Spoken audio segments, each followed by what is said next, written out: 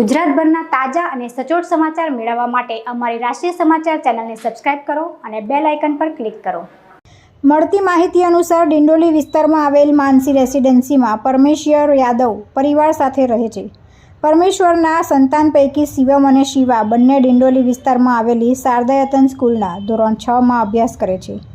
ગત રોજ શિવમ અને શિવા બંને ભાઈઓ સ્કૂલમાં હાજર હતા। તે દરમિયાન બંને અગાસી પર ગયા હતા।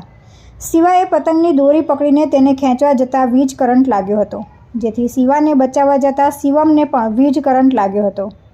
બંનેને સારવાર માટે સ્મીમેર હોસ્પિટલ ખાતે ખસેડવામાં આવ્યા હતા, જ્યાંથી શિવાને વધુ સારવાર માટે ખાનગી હોસ્પિટલમાં લઈ ગયા હતા, જ્યાં હાલ શિવાની તબિયત ગંભીર હોવાનું જાણવા મળ્યું છે, તેમજ શિવમની તબિયત સારી છે। ઇજાગ્રસ્ત શિવમે જણાવ્યું હતું કે અમે સ્કૂલે આવ્યા ત્યારે સ્કૂલના એક શિક્ષકે મારા ભાઈને કહ્યું, જા દોરી હટાવી દે, તો મારા ભાઈએ કહ્યું કે હું નહીં હટાવું। આથી શિક્ષકે કહ્યું કે જા હટાવ નહીંતર મારીશ।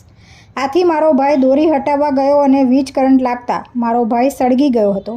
આથી હું દોડી જઈ મારા કપડાથી આગ બુઝાવી હતી। બાદમાં શિક્ષકે કહ્યું કે એમ્બ્યુલન્સ અને તારા પપ્પાને ફોન કર। વધુમાં જણાવ્યું હતું કે ચાઇનીઝ દોરી હતી તે હટાવવા મારો ભાઈ ગયો હતો। શિક્ષકનું નામ ખુન્ના તિવારી છે। બાદમાં શિક્ષકે કહ્યું કે તારા ભાઈની સારવાર માટે જેટલા પૈસા થશે એ હું દઈ દઈશ। હું મારા ભાઈને બચાવવા ગયો ત્યારે મને પણ ઈજા પહોંચી છે। હું મારા ભાઈ સાથે જ અગાસી પર હતો। વીજ વાયર ખુલ્લો હતો, આથી વીજ કરંટ લાગ્યો। આ ઘટના સવારે 7:30 વાગ્યાની છે। તુલસી શર્મા સાથે રાષ્ટ્રીય સમાચાર, સુરત।